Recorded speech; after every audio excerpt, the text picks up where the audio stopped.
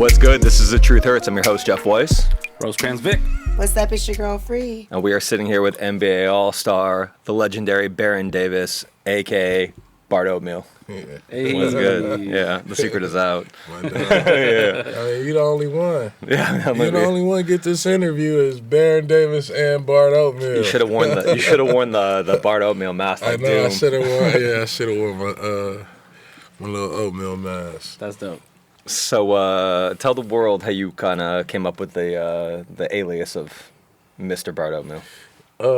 Bart Oatmeal is me and my son, and so there's a legend around Bart Oatmeal that there was when I was in school. There was a dude in Santa Monica who had tapes, vinyl, skateboard on a bike. He was just like this miscellaneous character, and he dropped off a crate of tapes and like all these relics, and so like that became kind of like the story behind Bart Oatmeal. But my son gave me the name.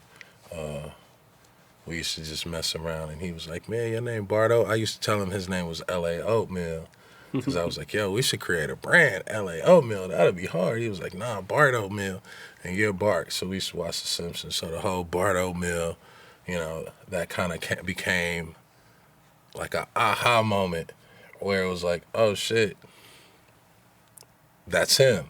Yeah. That's his name, Yeah. Like that's the energy and the name of, kind of like this origin story. So it kind of all came together. That's cool. And obviously you grew up in LA. Like, we talked about this before, but kind of tell a little bit about kind of just your first, like, getting into rap as a kid in Los Angeles in the 80s and 90s. Man, rap was everything. It started with, like, Rodney O and Joe Cooley, LA Dream Team, Roger and Zapp, just being a little dude, in the back of my cousin I-Rock, sitting next to, the swap meet speakers in the back, and just, man, him just turning up the music and just blasting them, Yeah, blasting the music in your ear, and then, your cousins, your homeboys, and the lowriders, and the Chronic start coming out, and rap just, NWA start coming out, and I think for me it was just like being a kid that was just like you can relate to everything that they were saying.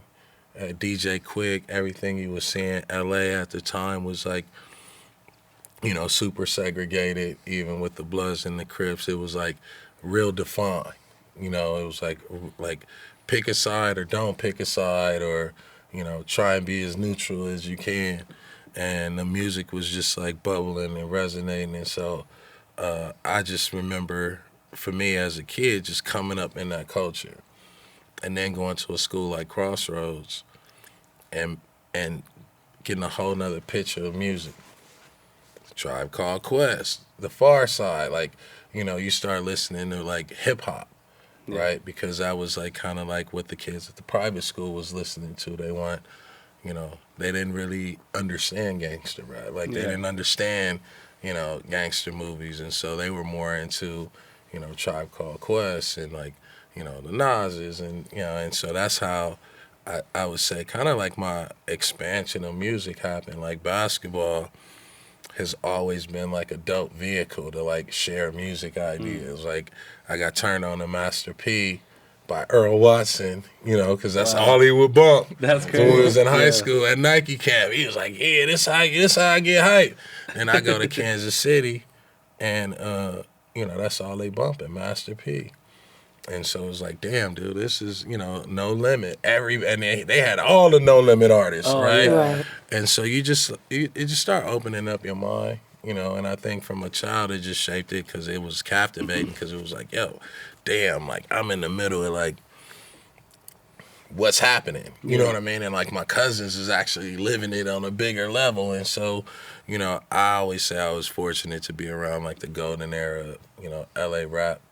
To see Snoop, from his first, as a kid, from his first album to now who he is, the Dre's, like we've been able to follow Quick, all these Sugar Free, even Corrupt, Daz, it's so much, Ice Cube, the legend, Mac 10, the legend, like all these people played an intricate role in like, like your theme music. Yeah. Right. What was it like being like a big like LA hooper with in that time to where there's a lot of, big artists coming out? Are they kind of like reaching out to you, or is there like, you guys have mutual homies and it's like you're kind of like, I think we see now like we see like a Russell Westbrook, we see like a James Harden, and like everybody knows, oh, those are LA hoopers, man. Like Yeah. everybody loves them. I feel like you were like the first kind of version of that, that you also embraced hip hop early and stuff like that. Like what was that kind of like? Were people kind of like drawn to you because they knew you knew what's up? You know what I'm Yeah, I think for one, when I hooped, people thought I was from the East Coast. saying? They thought I was like from New York or like Philly. Oh wow. Your style of play, Sometimes, maybe? yeah, just because of my style. And when I got to the league, it was all about like, oh, this kid from LA, like he really know what's happening in LA. And I started to realize that, it wasn't a lot of like LA dudes in the league, and there wasn't really a great representation of like what we embodied, Yeah. not just from the hoop side, but from the lifestyle. Yeah. And so there was a time where there was like I would say a generation gap, right? Where it was like the LA hoopers that was coming out with the LA music were, dudes who were making it in the NBA, went to UCLA and things, but they didn't come from LA. Yeah.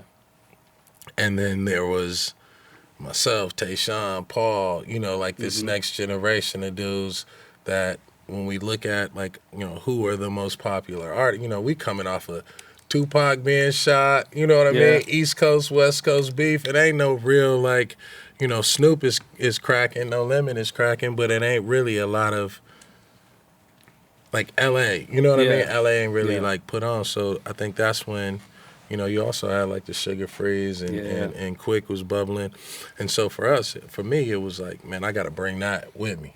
Yeah. I got to bring the rap with me. And then as I, start making progress in my NBA career, I was like, damn, like I got all the LA dudes, all the young LA dudes, like we all together, we unified. Like, how can we do this? And how can we show this same love in music? So, I was the first basketball player from LA to go play in a Rucker.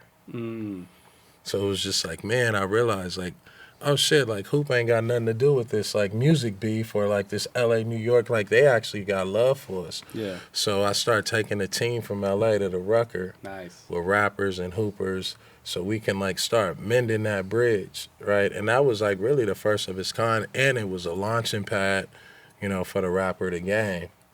When he started coming about, and that's how he got like, really tied in with New York, and New York kind of like started embracing him. Didn't you used to play basketball against Game, like, but you didn't know who he was at the time? And Yeah, in high school, like he played for Compton Centennial, but he also played for Fremont. But he was he was always transferring in and around. But we played a couple games, like he played the same way he do, bully, Aggressive. shoot the three, trap. Back then he was athletic, so. But he came in the game throwing elbows. I can see that. I won't phase it out. Who we talked about this before, but who were the best basketball players that you saw that were rappers, like professional rappers, but who were good at hoops too? Well, Master P. Did you ever play with him when you were in New Orleans? Yeah. I mean, no, I didn't play with him in New Orleans. Master P, when I was in high school and college, that's when he was making his journey to the NBA. So Master P was actually coming up to UCLA and playing in the summertime with the pros, and he was holding his own. Like, not like, like he was a real basketball. Like, he wasn't out there like, oh, I'm the best player, or, oh, I'm doing, like, he was fucking solid, bro. Yeah. Like He somebody could you shoot. want on your team. It was everything for that era. Like, he was an intelligent basketball. He was an intelligent point guard. And so he kicked the ball in the post. He spot up. He could shoot. He can handle the ball. You ain't going to take it from him. You know what I mean? And he was serious about his shit. So it was good to see, like him pursue his whole NBA dream. Now, he played in Charlotte the year before I got there as a rookie. So everybody on the team was like, man, we should have kept Master P. Like, he was holding his own. Damn. You know, and they kind of, like, hated on him. Yeah. But Master P should have been, like, the real first NBA player, like, rapper NBA player. I feel like David Stern didn't want that shit. Yeah, it was a lot of politics because he was balling. Because everybody on the team was like, man, I don't know why like, this shit was cracking when P was here. Like, you know, because I had got there as a rookie the year before, the year after. But P had it jumping, and he had the respect of the players. They wanted him, you know, on the team. So I say Master P for one. I'm trying to think who else got some game. People say J. Cole is good. J. Cole is good. Yeah. J. Cole is good.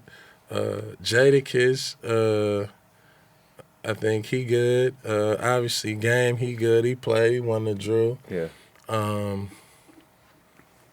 Who else? I once asked Nick Young. I feel like Problem got game. I feel like all the like LA rappers got some game. Yeah. No, I was gonna say I got once some asked Nick game. Young because he was cousins with Kendrick, and he said that Kendrick was actually, I mean, obviously short, but he said he was pretty good. Yeah. Yeah, I would imagine. Like, you know, out here it's like rap, hoops, streets, fashion, It's you know what I all- mean? Entertainment, all that. Like, you gotta be doing it all to just be in the mix anyway. Yeah. Right? And figure out, you It's know, part of what's the your LA sweet experience. spot. Oh, let's go hoop. Yep. You know, it's like Everybody hoop. Yeah. Everybody hoop Yeah. here. So like that's kind of like the DNA. Yeah. And then that kind of paint the lifestyle, even from like the fashion and, you know, like LA hoopers, we never dress like, we always dress like skateboarders or, you know, we was like in, you know, like we was going in a bike club or, you know what I mean? Or beach wear. Like we never really dressed the same as like what the standard basketball look was. So when you look at fashion and you look at like style and like, you know, shorts, the high, like the, you know, the half skateboarder cholo, you know, gangster look, all that is, you know, really birthed out of here from the street culture. Didn't you know like Terry Kennedy from back in the day? Yeah, Terry Kennedy, that was my guy. I produced a reality TV show with Terry Kennedy. Oh, wow. And Kendrick, that was his, Kendrick made a debut in that. That's Wow. great. Yeah, How way did that back in happen? the day. How did that come together? I hit Top Dog and was Yeah. like, yo, I'm doing a reality show. You know, can we get K-Dot to come through and like, you know, just say what's up to the kids? And Terry Kennedy had his show. I think it was on MTV or something. I remember I was that gonna show. say, I think I seen Yeah, it it on was. MTV. Yeah, it was cracking. What made you get involved in film? Because the music is one thing, but film is a whole nother beast to like want to get involved in and, you know, want to like produce and stuff like that. Yeah, I think it was, you know, going to school like Crossroads, you see all these kids and their parents, you know, worked in Hollywood Oh, yeah. as writers, producers.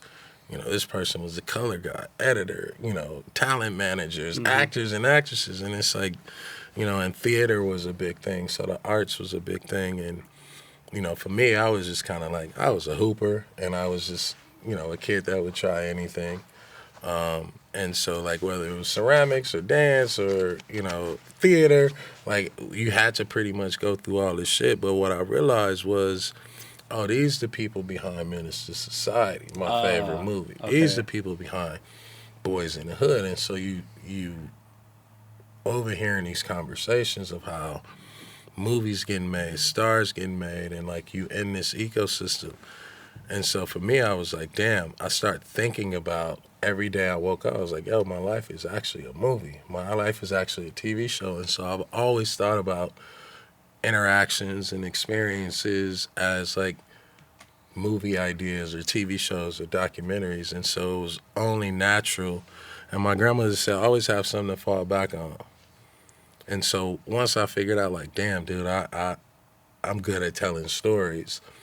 When I got to the NBA, that's what I wanted to do. So it was always like, I want to hoop in the season, and then in the off season, like, for my creative ADD, I want to make movies, right? Or try to make content.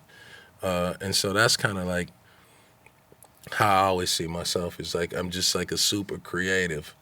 And, you know, the directing the movie and things like that, like, that's where ultimately I want to spend the rest of my career. But, like, you know, just creatively coming up with campaigns, ideas, content, music, you know, characters, it just kind of feed that niche, that basketball left because basketball was like that creative, Yeah.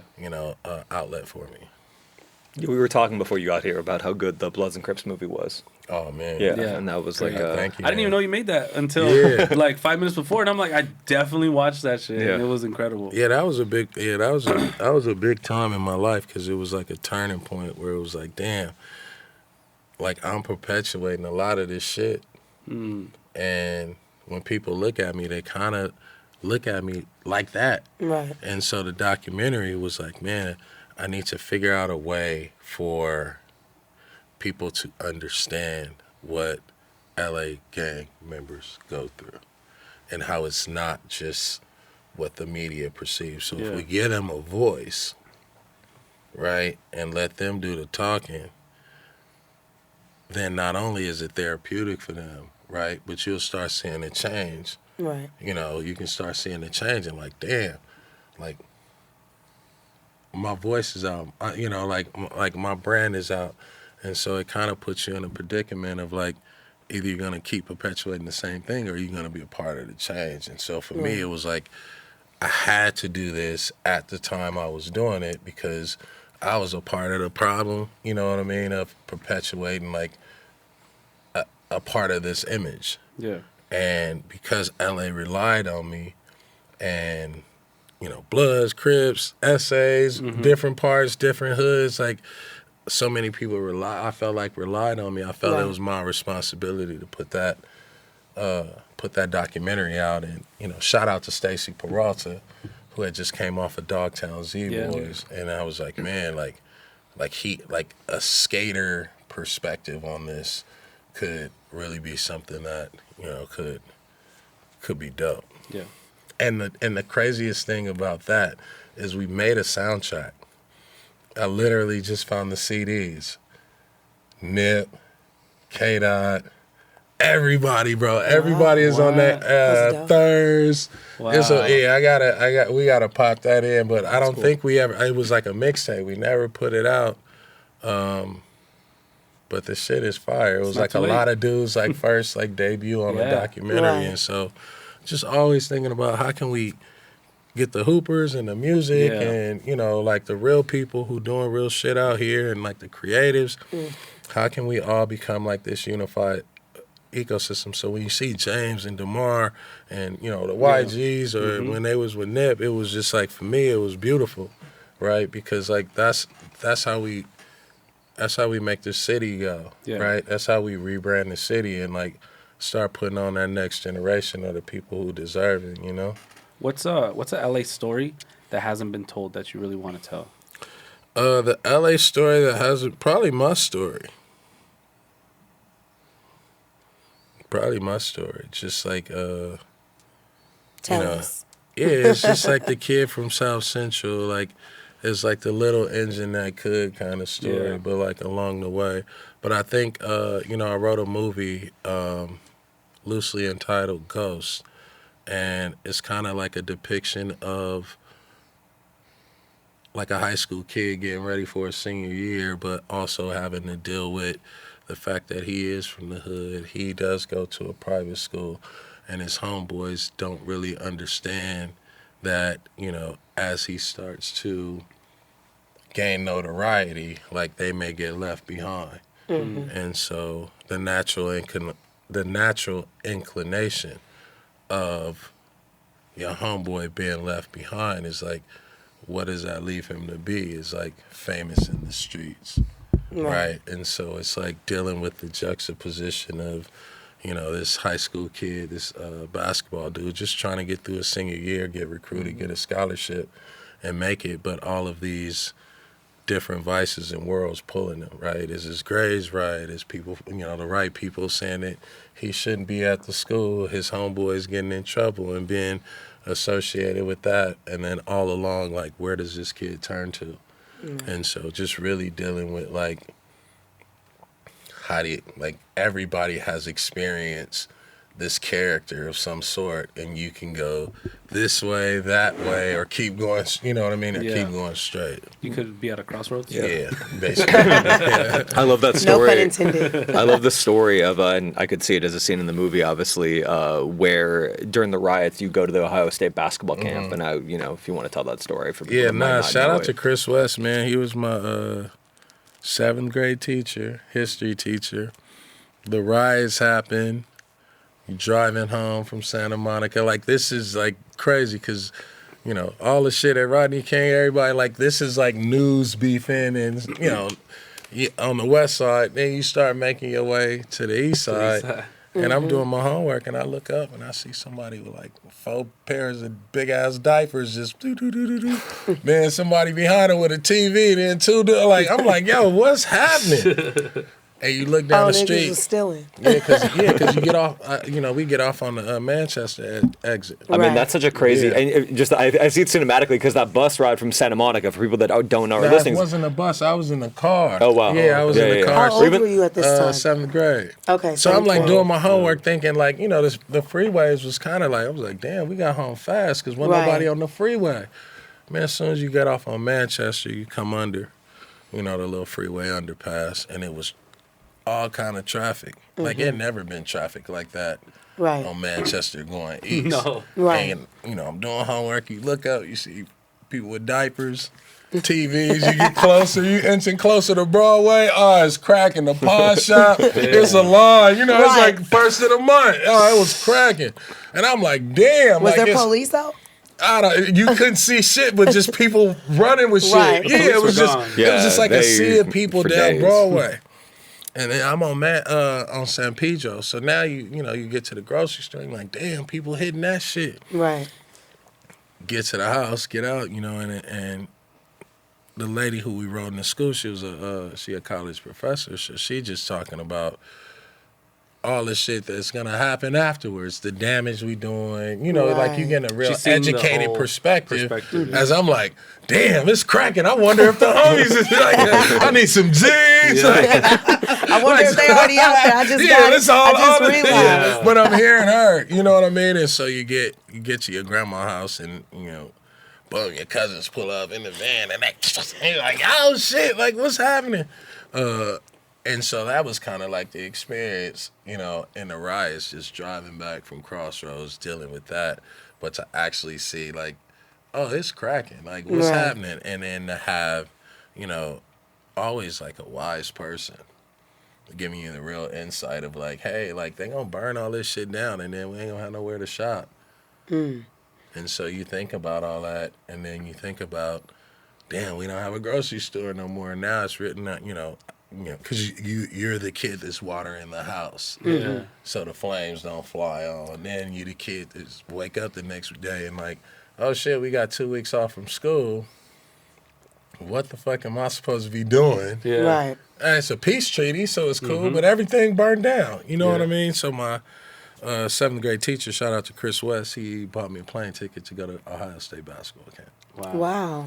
And so because Crossroads was out, so I spent a whole week at Ohio State basketball camp, man. Like Jim Jackson, he was my counselor. Lawrence Funderburg, and then Tim Duncan was a camper at that camp during that week. Yeah, and so that was my first time like really leaving out by myself, doing something by myself. And at the time, it was like so important because, what was I going to be doing during that week? I can't go to school and everything over here, ain't nothing burned down over here, living in that week of the riots. Right. How were you able to basically draw a line between like where you grew up, the area, and then like wanting to do regular shit? Like how did it kind of not suck you in completely? Because you're playing basketball, you're doing stuff, and like, okay, I'm a part of this, but I'm really not a part of it in a sense. So, like, how did you balance it? They my friends. I go through that too. Yeah, they my friends, and I play basketball with them. We play baseball. We laugh. We play dominoes. So I never like leave my friends, right? And even I remember when I was young, I was always trying to get them. Like if I could get to a Crossroads dance or get, you know, if I can take 2 or 3 of my homeboys with me just so they can see, like, bro, it ain't like this, you know what I mean? Other places. Other places. Right. Like, literally across the 405, it ain't like this. Right. But we not crossing the 405. You know what I mean? It's hell to go try and get across the 405. Right. Right? And so I was always trying to, like, just bring them into Your world. this world, Right. my world, so they can see, like, damn, man, like, give you a hope. And, you know, like, even though you hear, like, dog, like, just stay with it. You gonna Right. make it, right? I was Right. always like that friend, Mr. Positive, Mr. Funny, and the hoop kept us connected, right? And then because I was good in basketball, I can go tell, all right, come on, we're going to go hoop. And I can Right. pull the right people together and, like, try and make these dudes and these dudes friends without me. Right. You know, and so that was always like my goal is like, can I be in the middle, rally a group of people, and then keep duplicating that Right. as I meet new people. You've always been like kind of like a staple in the middle. Yeah. That's good. Because then you get to hear all perspectives, point of views, and see where like commonalities lie. And so you become intelligent about how you put together the right Right. people, you Right. know. I can relate to that because where I'm from back home, you know, I grew up in a certain area, but in Bakersfield there are areas that are not that Yeah, great, right. and I be there too. Yeah, with those right, people, right, and I right. love them. You You know have what I every mean? right. You have every and right. If I could give them an opportunity in the music industry or whatever to like tell their story or let them do their music or whatever the case is, I also will do that. So I understand that. But did you have like, was it like a family member or someone around you at that time that was kind of like stirring you opposite to what you were around? No, it was my grandmother. It was my love for my grandmother. Like, Okay. You know, like growing up in a house where you see gang activity, you see, man, everything. Drug activity, police activity, jail activity, right? I just didn't want to be the person that disappointed her. Okay. Like, you know, it was a lot of her kids and, you know, people in the family was just, you know, trouble was just always find us, you know what I mean? Or that was just the environment. And so I just didn't want to be a burden on her. Right. You were raised by Yeah, her? Yeah. Okay. Her and my grandfather passed when I was in the 8th grade. But like my grandmother, it was like, you just don't want to disappoint her. Like you can, like I'm living with her every day. So, Right. you know, you can see like how cool she was, how great she was to people, and like how she just, all she was asking for was like simple shit. Right. Be clean cut, do well by Respectful. people, be respectful, and be humble. You know what I mean? Make good grades, be presentable around people that may not know you. You know what I Right. mean? And I wasn't seeing none of that shit. I was seeing jail and drugs and shootouts and, you know, gang initiations Right. and, you know, drive-bys and all the shit that it wasn't, you know, it's like one person is screaming and like you're looking at it in real time. So it was like, I'm not going to disappoint her. You know, so I was just like, as having a good sense of trouble, I Yeah. always knew like, oh, this could be trouble. Like, this look like it's about to be some trouble in about an hour or two. Yeah. Let me get out of here now. Yeah. Yeah. Oh, okay, I see what I'm niggas not is sticking on. around. Yeah. Yeah. That's how I am too. I get out at the nick of time every time. Yeah. Ooh, thank No, you. I'm not waiting for the nick of time.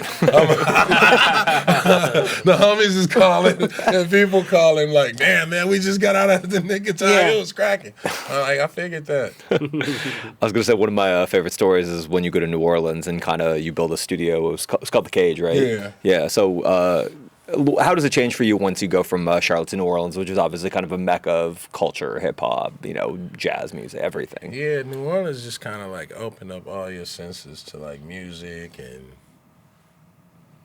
like Culture. hell yeah, like poverty and like appreciation and like love for your, like a different type of love for your city. And it just kind of opened my mind. I went to Jazz Fest, you going to, you know, Essence Fest, you going to dive bars, you know, you going to little speakeasy Bourbon speakeasy Street. spots. Yeah. Not so much bourbon street. It was Frenchman. like, Yeah. just in the quarters and Yeah. like in the warehouse district. It was just so many dope musicians. House of Blues was cracking, so like I was at the House of Blues anytime somebody was performing, and I just got a bug for music. And then Game was bubbling, and so to start seeing his success, it was just like I was getting more ingrained. And when I went to New Orleans, me and my brother Term, we built a studio in the basement of my house, and Wayne used to come over. That's a dope. And so, Wayne, we had a great relationship when, we was in New Orleans. He would come over, we'd be playing dominoes, all the homies from LA be passing through or coming in, flying in to go to the games. And so after the game, we all come back, we be hanging. It was like, man, we might as well build a studio. Right. Wayne be over here. Right. And, which age group, Rain, did you get?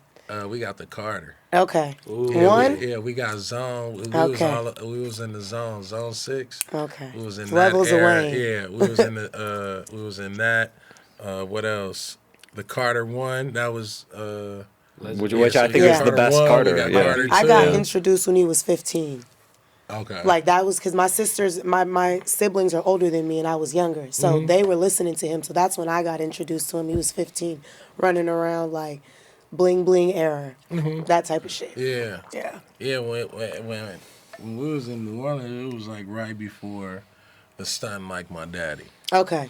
Right. So it was a lot of like. I would say, when we went to New Orleans, we brought a lot of LA to New Orleans. And Wayne was around and he was soaking that shit up. You know what I mean? And like, we was all a crew. And so we That's always dope. had, we had each other back. And, just shout out to Wayne. Now, back then, were you making music then? I was trying to. I had bought an MPC. I was trying to make beats, but I just didn't have the time. I was like, man, that shit too hard. Because you're playing basketball too, right? And now everybody's like, man, we should have made you stick it out. We've been 10 albums in. I'm like, no. I was looking at it, and I was like, this shit cool, but I never, just took the time and took the lesson because I was, one, moving too fast, had a lot of shit going on. You said there's a freestyle with you and Wayne that's like lost for the ages. Yeah, I can't find it, man. We got to find Somebody that got computer. it. Yeah. Somebody got Man, it. he that's when I first saw, when we first had the studio, he was just doing this with the ball. And he was like, all right, I'm ready. And he just went in there. And we Was there a paper? No. No. It was basketball. Oh. And he was like, put the beat on. And he was just, and we was like, what is he doing? Like I'm like, is he going to record something? Like, is he going to write something down? Everybody over there writing, penning their shit. And then he said, okay, I'm ready. And he put the ball down. He went in, one take. Wow. It was over. It was over. I was like, this kid is amazing. Like, whatever you want to do. Like, this is my favorite, my favorite guy now. And he was, just cool and humble and funny and, he was just a good dude. Right. He was a good dude. And it was good to see him in that phase. Right. On the come up, thinking about, his family, his legacy, what he, his ambitions. I think, for me, it was, on my journey, I always caught people like in certain phases in their journey where it's like right before they got there. Right. Me too. Me too. That's that's what the beauty. Yeah. That's what my whole channel before I started the podcast was about, like getting, LA, West Coast, or just people, artists in general, before they hit that peak. Yeah. Because I just feel like I can see the vision early, and I love to be a part of the story. Yeah. To like experience with To you, say I not was even there. not Yeah. even to like get bragging points, but just to know like this Just is to be something there. real. Yeah. That I experienced it with you, type shit. Yeah. I think that really matters. So tell us about the 0.4 second shot. Tell us about that. Oh, you mean in the playoffs? Yeah, tell us because Yeah, I I got heard that robbed. you changed the rule, right, in the Yeah, NBA, correct? Yes, I am the reason for. Explain the replay everything. rule. Explain it all, because I heard through the grapevine. We was playing in the playoffs. Was playing against Tracy McGrady, and it was like 0.4 seconds or something Right. like that on the clock. And then I hit a buzzer beater. Right. And it was clear on the replay that by the time the ball got to the rim, the red thing had went off. Okay. But when the play happened, as soon as I shot it, the ref started waving it off. Like, he didn't even give it a chance. And so we had to win the game in overtime. Okay. In that same year, Derek Fisher had a shot. I think his was .4. I think mine was like .6 or something. Okay. Yeah. His was .4. He made a shot against San Antonio, right? And San Antonio was like, there's no way that this shot could count. Right. But he got the shot off. And so they were referencing the fact that they waved my shot off Right. because it was like .8 or .6. Right. And his was .4. So with that came the new rule that you can replay. Right. But it was done because of you, correctly? Yeah, I mean, I ain't gonna take credit, but I was there at the table. Yeah. That's when they ran off the court. You brought some food to the That was the potluck. topic of the conversation. Yeah. Right. So I was gonna say the other thing in New Orleans too, which is great, which I didn't make it in the story, but I thought was good that people would know, was you were at like one of the last Soulja Slim videos, right? Oh man, Yeah. that's my guy, man. Yeah. Rest in peace, R.I.P., Slim, yeah, man. yeah. Rest in peace. That was the first thing I went to when I got to New Orleans. When I got traded to New Orleans, I moved in. I was like moving into my house, and my homeboy at the time, Brandon Cranes, who went to Crossroads. What is Crossroads? It's like a private school. Okay, because Yeah, I'm from it's- Bakersfield, so this whole time I've been confused. Yeah, it's a private school in Okay. Santa Monica. Okay. So it's like an arts and science private school. Okay. So my boy, he directing Soulja Slim video. He like, man, run up on me. I'm with Slim. I'm with Soulja Slim. I'm like, what, man? That's one of my favorites. Man, I go to pull up on this video shoot, and I had to sit outside for about 30 minutes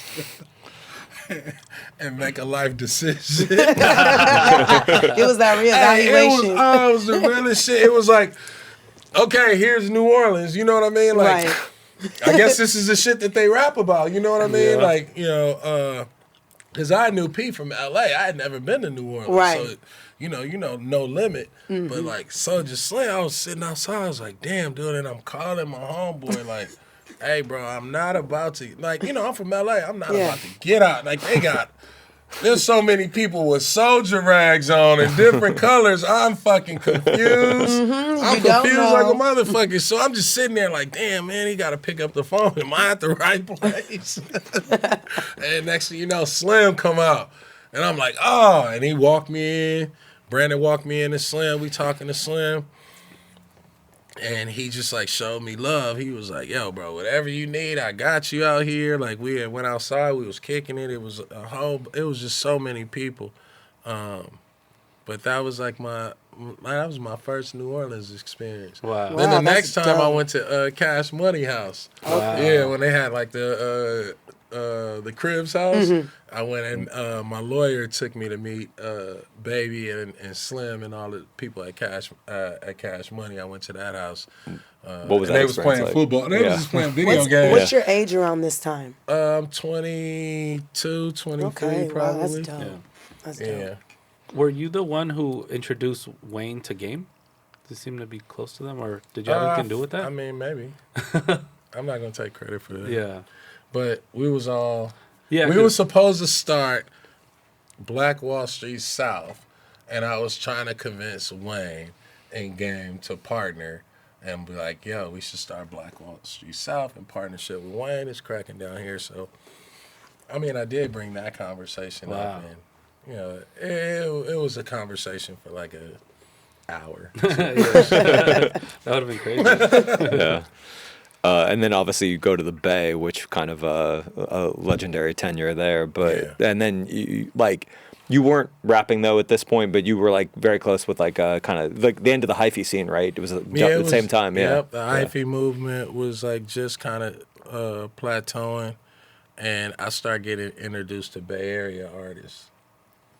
You know what I mean? Big Rich, Your Boy, San Quinn, JT. Everybody knew who J, but I didn't know like yeah. who he was. You know what I mean? Yeah. Who he was.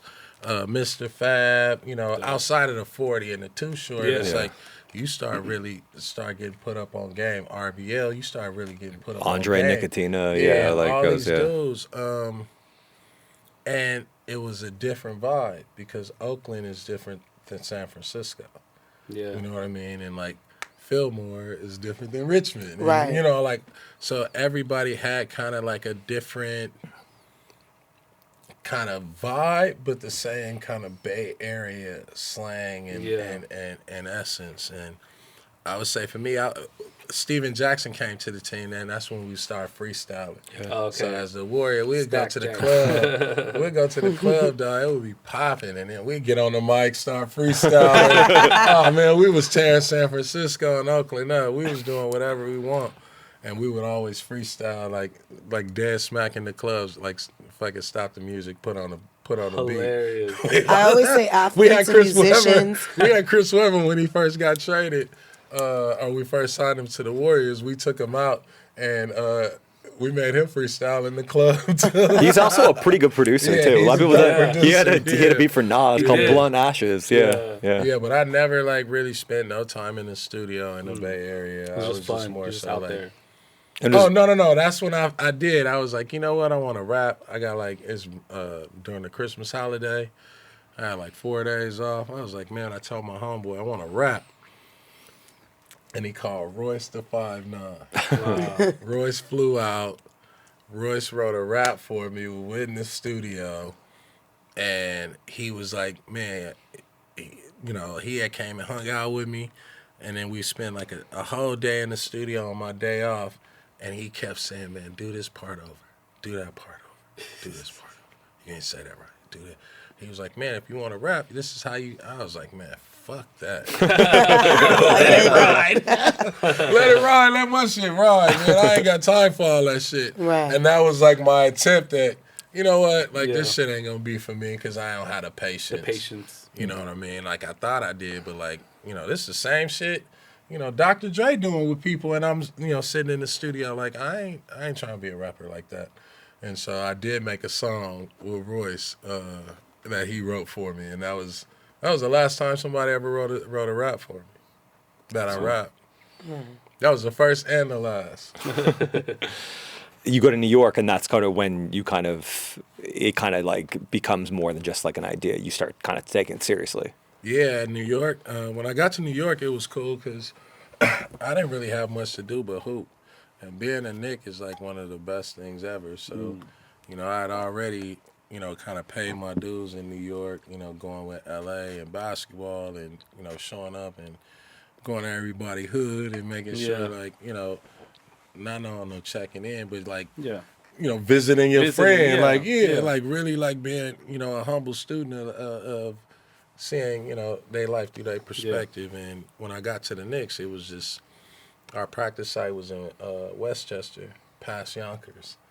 And so Poobs, one of my best friends, he produced and, A&R and do shit for the Locks. And the Locks had a studio in Yonkers. So I'm going, after practice, I'm stopping by fucking with Kiss, Styles P, you know what I mean? The whole Locks family. And I'm just listening to them make music, and like that whole process, just like the vibe was just like chill. We playing cards, we talking shit, we talking hoop.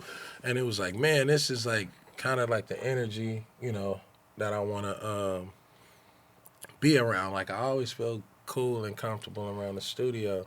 And then I was like, Poobs, man, I want to rap. Let me bust a rap and see what And so Poobs would let me in the studio, and I would be, like recording verses, finally like rapping to his beats and shit. And then I play it for Styles, I play it for the kid. Damn. They're like, oh, BD got bars, BD got bars.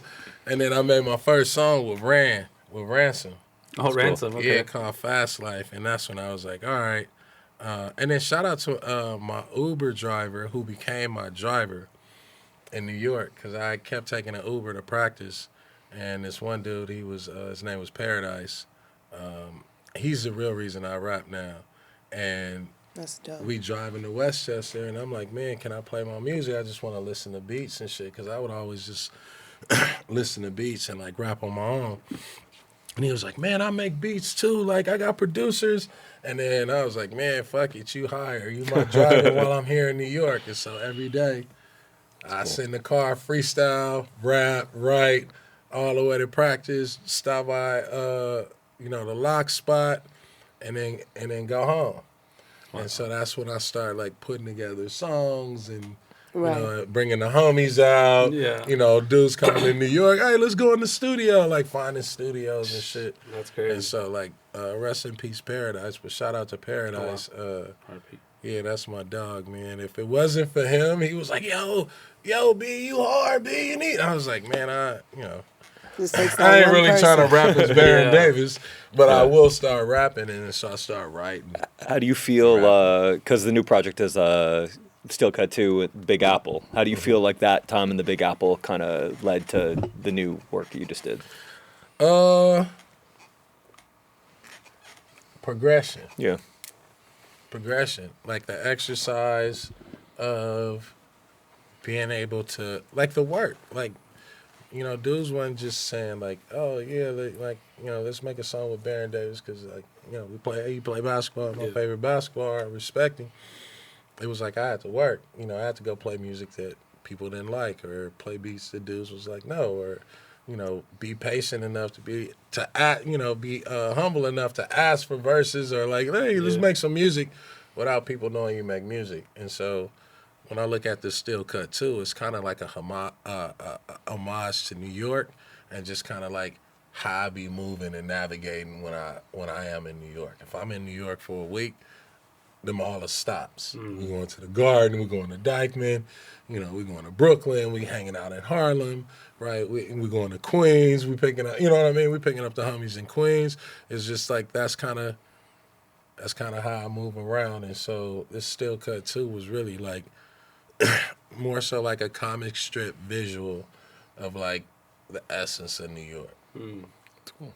Yeah, I definitely believe that. Because when I was listening to it, I didn't know that. And I was like, oh, this give me a New York vibe. Yeah. Like the beats, your voice, even the way you're rapping. It's like old school New York rap comes in very like slow, very like strategic. It's not just like aggressive in your face. Right. So I definitely got that vibe. If you wanted that to be the vibe, it Yeah. came off like that Yeah. for sure. I think that's the vibe on, kind of all my music is I want it to be almost like easy listening. Right? Like you can be listening to it or it can be background music. Right. Or it can be background music that you want to turn up. And so when I be thinking about the projects, it's like I always want you to feel a sense of, I want you to feel the music. Yeah. And then I want the lyrics to be, enough to where you're like, oh, hold on, what the fuck did he just say? You know what I mean? Yeah, rewind that.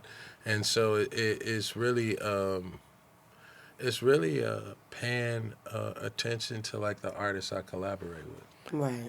I think it's cool too. I think you're one of the only like former NBA players or even NBA players when they're in the league that they always make like the most mainstream sounding music, like whatever is like top 40, and yours like is very much like you almost like have a very like refined vision and very specific about what you want to do, and I think that's really cool because it's not like it's like more underground. And when I was interviewing you last time, I saw you at a Freestyle Fellowship CD, and I was like, I didn't expect to see that, which was cool. Yeah, I think that's the essence of Bart Oatmeal is like we ain't skipping no steps, right? We ain't skipping no steps. We're gonna start in this underground and Right. we're gonna earn our level of respect, and then we're gonna keep making shit that's like show progression. Yeah. Right, and then like starting at a commercial level, then it's just like, man, like how do you, like where do you go from here? You're like, what are you gonna compete against NBA Youngboy? You know what I mean? Which Like, version of yourself do you feel like you enjoyed more? Like basketball version or rap version? Obviously the basketball version, because I could still rap. Right. With the rap version of me, I can't play basketball. Yeah, I think obviously the basketball version, but I like the rap. Like I really like making music.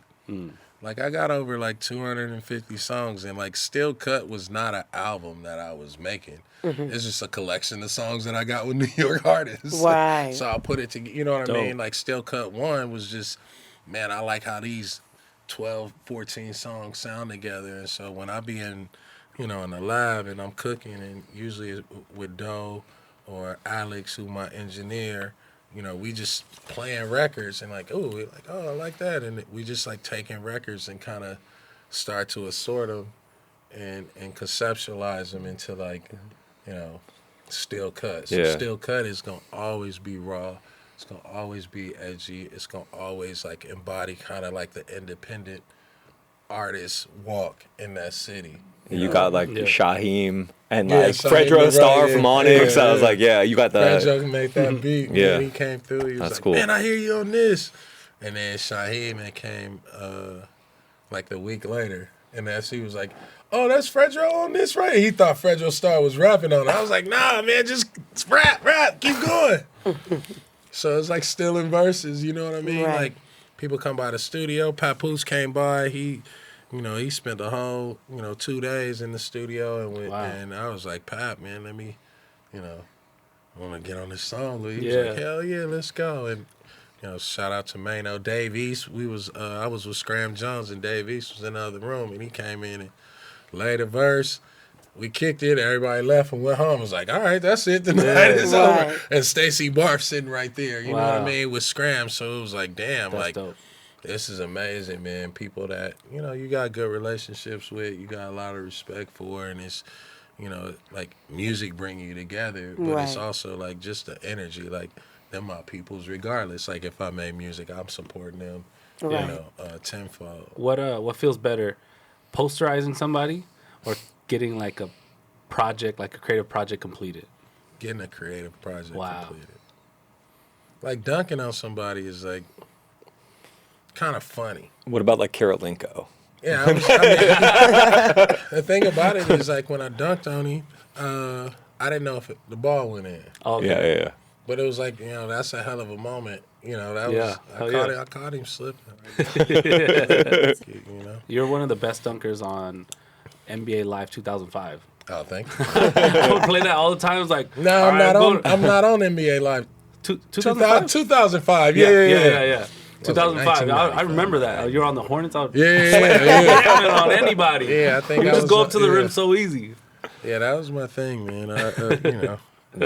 The point guards were not dunking like that. No. I feel like. And, No, they play like how you play now. Yeah. You're in Like the how you played All-Star back thing then, they too, play. right? That's how they play now. The Totally. All-Star games? Were you dunking in that too? I think I got one, maybe. I wanted to talk about too, kind of how No ID was a mentor for you That's with my your rap. dog. Yeah. That's when I retired. So when I retired, I started hanging out with No ID, Dion. Shout out to the homie Dion. And just watching them make music. And I think that became the motivation was, we just talk shit about Kobe and versus LeBron, Jordan versus LeBron. It's just a lot of sports talking. And I started sitting in the studio and I'm like, man, you've been Staples there and like, we really just talking and kicking it and hardly ever really listening to music. But when there was music playing or a music conversation, like I couldn't participate.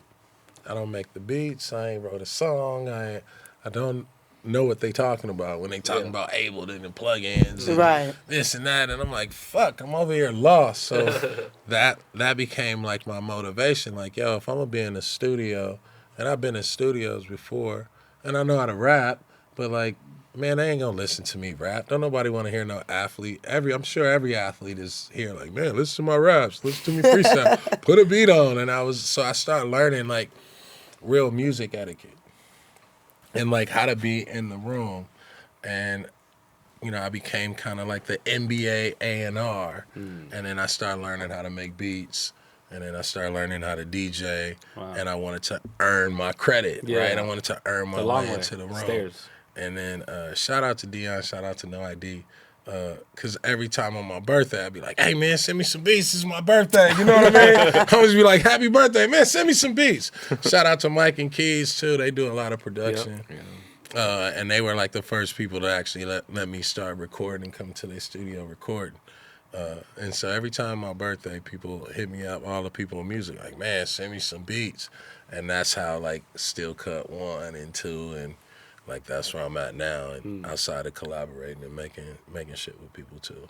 Yeah, that's how I found out about you via Jay Worthy, because you hadn't even. I think maybe a few people knew that you were Bart Oatmeal, but I think it was on his project, and he's Yeah. like, I get a text. He's like, "Do you know who Bart Oatmeal is?" No, Oh, I was like, "That sounds good though." And he goes, Yeah. "That's Baron Davis," and I was just like, "Whoa!" Like I was like, "Damn." Shout out to Doughboy too for putting me on Yeah. Yep. the Worthy project. Yeah. You know, he was like, man, yeah, and shout out to Worthy. It was like, yo, you want to be on the project? Like, rap to this beat, and I was like, I don't even know how I sound. You know what I mean? Yeah, I just went and did it, and then from that point, I'm start seeing little TikToks and people like, man, who is Bart Oatmeal? Yeah. Like, we know who everybody else is, but who is this dude? So shout out to Worthy and Doughboy for, putting me on my first records. That's dope. There's like probably like I'd say like 3 NBA hoopers that rap right now. One of them kind of didn't make the league, but could you rank them for me if I tell you? It's just only 3. Yeah. All right. Jello Ball. Let's stop Jello. there. Yeah. Then we got Dame Lillard Damn, Lily. and Miles Bridges. Yeah, they all.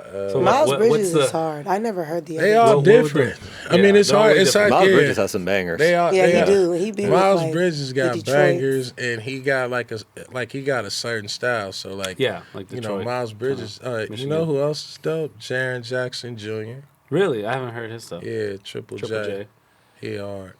How would you rank Jello, Dame, and Jello got dope music.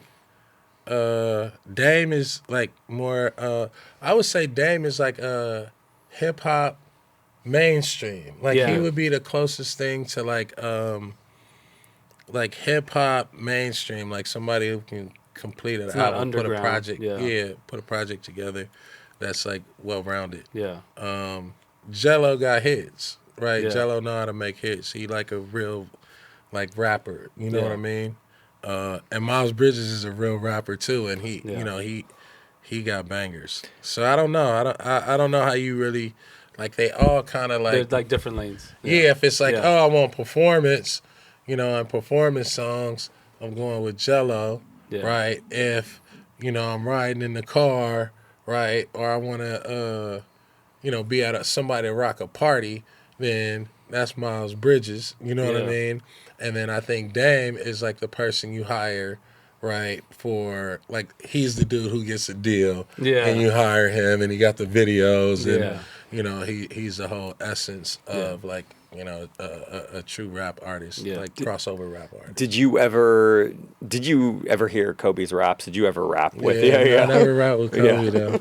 I rap with Steven Jackson. Me and Steven Steven, Jackson. he's really good. He's got the Texas Steven DJ. Jackson, he Yeah. dope. He's super dope. AI, the- Amon Shumper's super dope. Yeah. Yeah, Amon Shumper's There's been a super few. dope. Dana Barros was pretty good back in the day. Dana Barros. Max Crosby is super tight. Really? Hell yeah. Oh, Max, yeah, he does Max have- Crosby's yeah. super tight. Shout out Max Crosby. Ron Yeah. Artest had some funny ass rap Ron songs too. Artest can rap Oh, when too. they won the championship, he dropped the song. I gotta That get was Ron fire. Artest. You I should. should have had him on. I fucked up. He's such a- I should have had him on Steel Cut too. No, right? Yeah, he's such a legend. Lance He- Stevenson, Yeah, rap. yeah. He's Lance dope Stevenson. too. yeah. Yeah, Ron Artest told me that Roxanne Shante was his babysitter That's because it was just in Queens. You know what I mean? And I like, if you believe it. read Prodigy's Yeah. autobiography, it's like a lot of like Ron Artest just like helping support him and kind of Yeah. like doing the label Yeah. shit. Yeah, Ron, Yeah. big time, man. yeah. What about Shaq? Do you have a Oh, song with Shaq Shaq? is Shaq is the greatest, man. He's the GOAT. Like he did it the best. Yeah, he did. And he can still freestyle.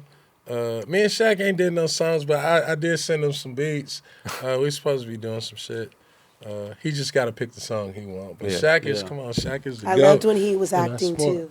Yeah, Shaq do it all, man. Shaq really freestyle. Like, Yeah. he have fun. Like Shaq know how to make music. I mean, he got Yeah, a song he's- with Peak Biggie, Peak Yeah. Mobb Deep, and Peak Jay-Z. Come So on, he dog. cut it. He Yeah, know what he doing. Yeah. Shaq is the blueprint, and he Yeah. DJ. Yeah. Shaq is the blueprint. yeah. And then now, kind of just going around, you just did Dancing with the Stars. Is that? Yeah, so this Yeah. well, it's over now. I'm doing a finale.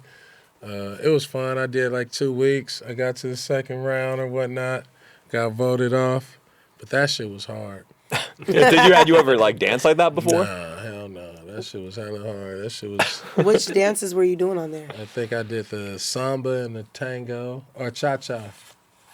Cha cha and the samba, and then I was supposed to do the tango next. But it's like you trying to learn this shit like in a week.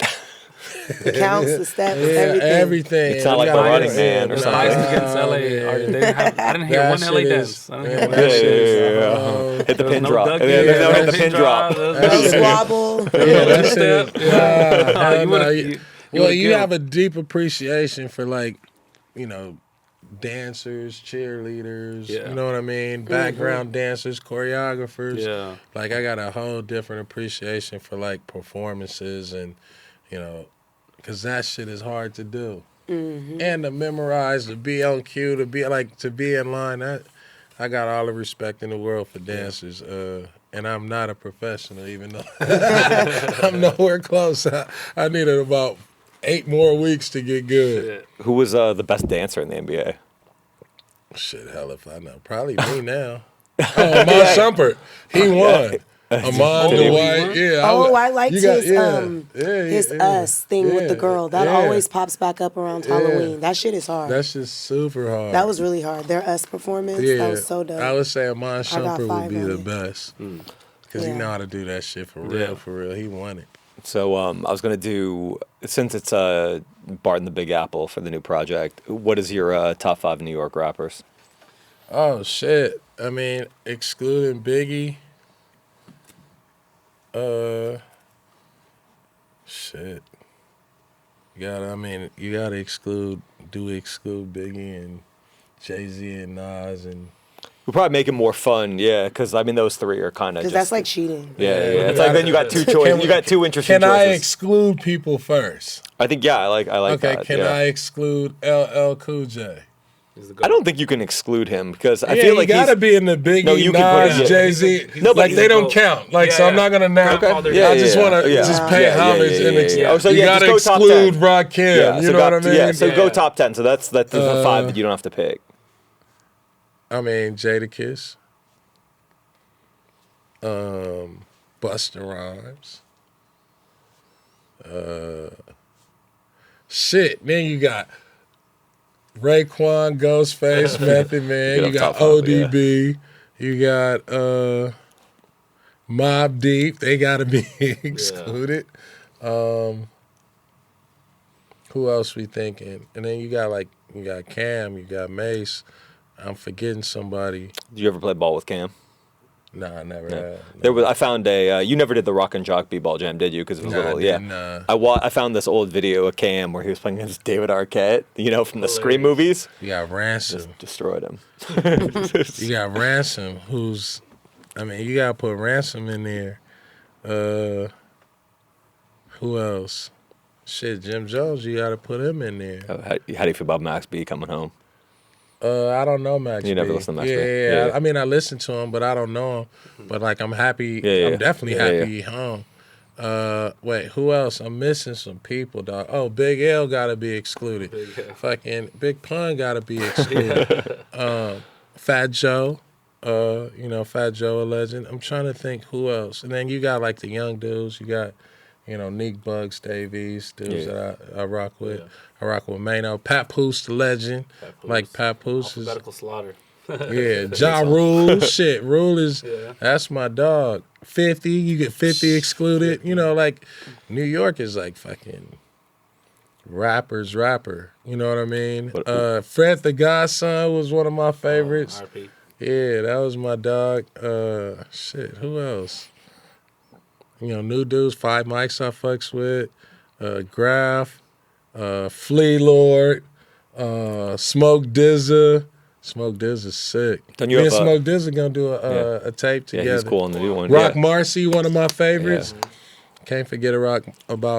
Stove God. God, Fuck with the You got Stove some God. conductor. Weren't you going to do a conductor project? Yeah, we got a conductor project that it's damn near finished. cool. He was just waiting on his final touches and That's dope. approvals and edits or that's gonna be whatnot. crazy. Yeah, Who's the that one? conductor Williams. Oh, okay. Yeah, who I'm missing people and I hate that I'm Named a missing lot, people. though.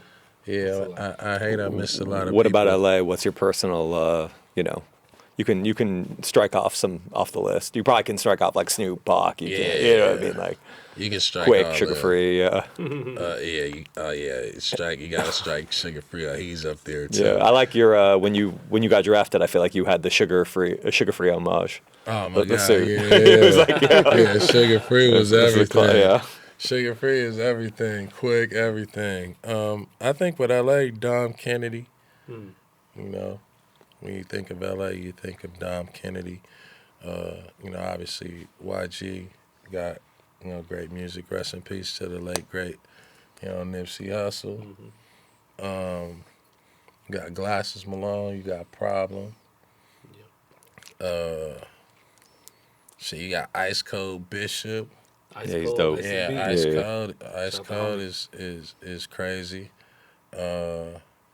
Obviously, Das and Corrupt. You got Villain Park. They dope.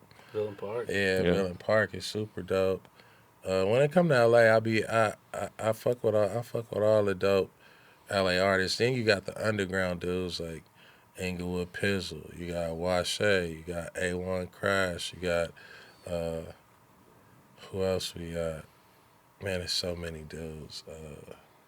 I feel like I'm missing people. You're deep in the scene though. Yeah, To me, yeah, yeah. Jay It's like Worthy. Yeah. You know what I Yeah. mean? You Yeah. got Jay Worthy. You got Killer Twan. I fuck with.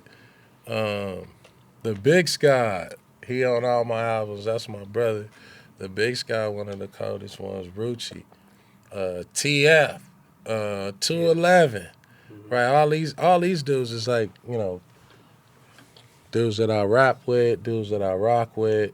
And really like, I'm learning from them. Yeah. Like they changing the game and just setting the bar. Who do you like in the NBA this year? I don't know yet, man. Yeah, it's early. I really like watching Joker play. Yeah, he's averaging a triple double right now, which is crazy. Man, I went to the game when he played against the Clippers. I was like amazed. But I am enjoying like a lot of the like performances, like new dudes, like these rookies looking good. Looking good. Like Cade Cunningham starting to become one of my favorite players. You have Austin a favorite Reeves. team? Huh? You have a favorite team? I don't really have a favorite team. I mean, I root for all the teams that I play for. Did you root for the Lakers when you were a kid? I was the biggest Laker fan. Yeah. Like the Lakers think gonna always everybody- be like it's like a tattoo. You know what Yeah. I mean? But I play for the Clippers, so I root for the Clippers Yeah. over the Lakers. I root for Golden State. I root for New York Knicks. Yeah. And then Charlotte and New Orleans. So all of those places are, they set the precedents, and then I just start.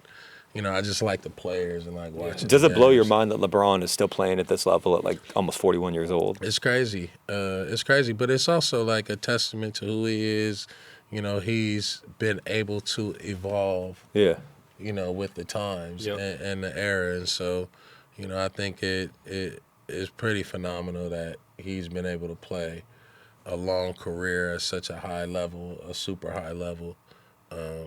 Chris Paul too. When you think Yeah, about that's it, true. Yeah, he's 40 years old. damn, Yeah, yeah. He has been in Anybody, it for a yeah, minute. anybody. I mean, Vince Carter Melo wasn't playing, did it yeah, for yeah. a while. Yeah. Vince Carter. I compliment any dude that can keep getting them years in because it's some of the best years of your life. Yeah. Would you have still been playing? Hell yeah! If I could play today, I'd go do it. Like I drop everything, and that's like, that's just a dream come true every time you wake up and know that, oh, I get to go do, this every day. Like that's the hardest thing to kind of like leave behind. Do you feel like the music kind of like helped fill that void though? Because like, Big time. yeah, Yeah, I felt like, because like I was a gym rat, so I was like, I need to be a studio rat. So I need to be in the studio. Like I need to get, like I can be in the gym by myself and working on moves. I don't need somebody rebounding for me. Like I'm totally comfortable.